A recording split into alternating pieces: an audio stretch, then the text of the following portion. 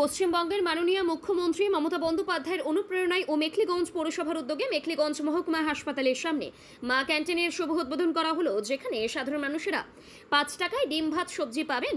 এই দিনের উদ্বোধনী অনুষ্ঠানে উপস্থিত ছিলেন মেখলিগঞ্জ বিধানসভার বিধায়ক পরেশচন্দ্র অধিকারী, মেখলিগঞ্জ মহকুমা শাসক অতনু কুমার মণ্ডল, মেখলিগঞ্জ পৌরসভার পৌরপতি প্রভাত পাটনি, উপপৌরপতি দেবাশিস বর্ধন চৌধুরী, পৌরসভার আধিকারিক সিদ্ধার্থ রায় চৌধুরী, পৌরসভার হিসাব রক্ষক অমিতাভ বর্ধন চৌধুরী, পৌরসভার স্যানিটারি ইন্সপেক্টর সৌমেন ঘোষ, 1 নম্বর ওয়ার্ডের কাউন্সিলর কৃষ্ণা রায়, 3 নম্বর ওয়ার্ডের কাউন্সিলর বাবলু বর্মন সহ অন্যান্য অতিথিবৃন্দ।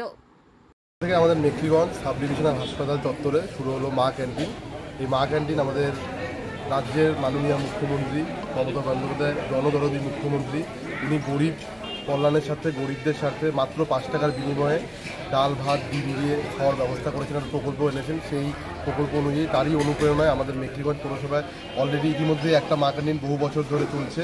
আবার নতুন মেখলিগঞ্জ হাসপাতালে প্রচুর রোগী প্রতিদিন আসেন। এখানে গরিব রোগীরা যাতে এখানে দুপুরবেলা একটু খাবার ব্যবস্থা করা হয়েছে তাদের জন্য, তারা এখানে এসে আজকে এবং কালকে থাকবে এবং পুজোর পর থেকে প্রতিদিন এটা চলবে। সাব ডিভিশনাল হাসপাতালে আজ থেকে শুরু হলো মা ক্যান্টিন।